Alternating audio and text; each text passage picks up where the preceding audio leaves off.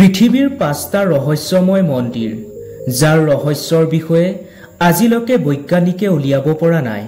আজি এই ৫টা ৰহস্যময় মন্দিৰৰ বিষয়ে আপুনি জানি আচৰিত হৈ পৰিব। আহক জানো এই দিব্য মন্দিৰৰ বিষয়ে। প্ৰথমটো মন্দিৰ পদ্মনাভ স্বামী মন্দিৰ। ভাৰতবৰ্ষৰ কেৰালা ৰাজ্যৰ তিৰুৱন্তপুৰমত অৱস্থিত পদ্মনাভ স্বামী মন্দিৰ শ্ৰীহৰি বিষ্ণুৰ সকলোতকৈ ডাঙৰ আৰু ৰহস্যময় মন্দিৰ। এই মন্দিৰৰ গৰ্ভগৃহত অৱস্থিত ৭খন দুৱাৰৰ ভিতৰত ৬খন দুৱাৰ এতিয়ালৈকে খোলা হৈছে, য'ত ইমানবোৰ ধন সোণ ৰূপ ওলাল যে সেইবোৰ হিচাপ কৰোঁতে ৩ বছৰ সময় লাগিল। সেইবাবে প্ৰশাসনে ৭ নম্বৰ দৰ্জাখন খুলিবলৈ বহুত চেষ্টা কৰিছিল, কিন্তু বিফল হৈছিল, আৰু যিয়ে খুলিবলৈ যায় তেওঁৱে আচৰিত ধৰণেৰে মৃত্যু হৈছিল। সেই দুৱাৰত ২টা সাপৰ চিত্ৰ আছে, যিটো এটা বিপদৰ সংকেত। ইতিহাসত বহুতো আক্ৰমণকাৰীয়ে এই মন্দিৰ আক্ৰমণ চলাইছিল যদিও সফল হ'ব পৰা নাছিল। সেই দৰ্জাখন নাগবান মন্ত্ৰৰ দ্বাৰা বান্ধি থোৱা আছে। সেই দৰ্জাখন গৰুৰ মন্ত্ৰ উচ্চাৰণৰ দ্বাৰাহে খোলা সম্ভৱ। যদি দৰ্জাখনত কাণ দি শুনা যায়, ভিতৰৰ পৰা বহু সাপৰ ফুচফুচনি আৰু সাগৰৰ ঢৌ শুনিবলৈ পোৱা যায়। মানুহৰ মতে সেই দুৱাৰৰ পিছত ব্ৰহ্মাস্ত্ৰ, নাগমণি আৰু বিভিন্ন যুদ্ধৰ অস্ত্ৰ-শস্ত্ৰ লুকুৱাই থোৱা আছে, যিবোৰ ব্যৱহাৰ মহাভাৰতৰ যুদ্ধৰ সময়ত কৰা হৈছিল। হিন্দু পুৰাণৰ মতে সেই দুৱাৰখন ভগৱান কল্কিয়েহে খুলিব পাৰিব। দ্বিতীয়টো মন্দিৰ লাটু দেৱতাৰ মন্দিৰ। উত্তৰাখণ্ডৰ চামেলি জিলাত ওৱান নামৰ এখন গাঁৱত আছে লাটু দেৱতাৰ মন্দিৰ। এই মন্দিৰত ভক্ত ভিতৰত নোসোমায়, তাৰ বাহিৰে মন্দিৰৰ পৰা ৩০ ফুট দূৰত ৰৈ পূজা কৰা হয়, কিয়নো এনেকুৱা বিশ্বাস কৰা হয় যে মন্দিৰৰ ভিতৰত প্ৰৱেশ কৰিলে অন্ধ হ'ব পাৰে। লাটু দেৱতাৰ মন্দিৰ।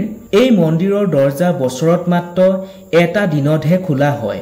যেতিয়া এই মন্দিৰৰ দৰ্জা খোলা হয়, তেতিয়া মন্দিৰৰ ভিতৰত কেৱল পূজাৰীহে প্ৰৱেশ কৰে, চকুত কাপোৰ বান্ধি, কিয়নো এই মন্দিৰৰ ভিতৰত স্বয়ং নাগৰাজে বাস কৰে নিজৰ নাগমণিৰ লগত।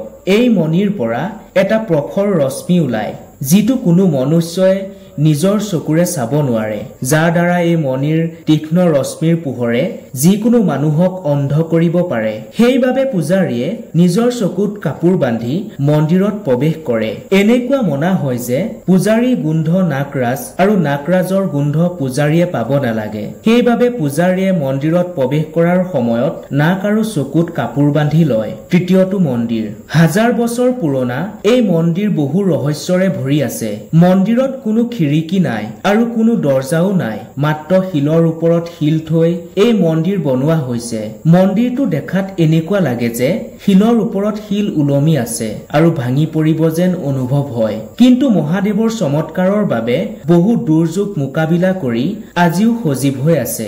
আচৰিত কথাটো এইটোৱে যে এই মন্দিৰত ব্যৱহাৰ হোৱা শিল কোনো ঠাইতে পোৱা নগ'ল। তেতিয়াহ'লে এনেধৰণৰ শিল ক'ৰ পৰা অনা হ'ল সেইটো আজিলৈকে ৰহস্যৰ আঁৰত থাকি গ'ল। এই মন্দিৰৰ মাজভাগত এটা দিব্য শিৱলিংগ আছে। কোৱা হয় যে এই মন্দিৰৰ নিৰ্মাণ ভূতে একে ৰাতিৰ ভিতৰতে বনাইছিল, কিন্তু মন্দিৰ বনাই থাকোতে ৰাতিপুৱাল, সেইবাবে মন্দিৰটো আধৰুৱা হৈ ৰ'ল। বিশ্বাস কৰা হয় যে আজিও এই মন্দিৰত ৰাতি শিৱৰ পূজা কৰিবলৈ ভূত আহে। চতুৰ্থটো মন্দিৰ মা মুণ্ডেশ্বৰী দেৱী মন্দিৰ। বিহাৰৰ কেমুৰ জিলাত অৱস্থিত মা মুণ্ডেশ্বৰী দেৱীৰ মন্দিৰ প্ৰাচীন আৰু ৰহস্যময় মন্দিৰ, যাৰ সম্বন্ধ মাৰ্কেণ্ডীয় পুৰাণত লিখা আছে। এই মন্দিৰৰ কথা চন্দ্ৰমুণ্ড বধৰ লগত জড়িত আছে, যি শুম্ভ নিশুম্ভৰ সেনাপতি আছিল, যাৰ বধ এই মন্দিৰতে কৰা হৈছিল। এই মন্দিৰত ছাগলী বলি বৰ আচৰিত ধৰণেৰে দিয়া হয়। এই বলিত ছাগলী আনি দেৱী মা চৰণত ৰাখি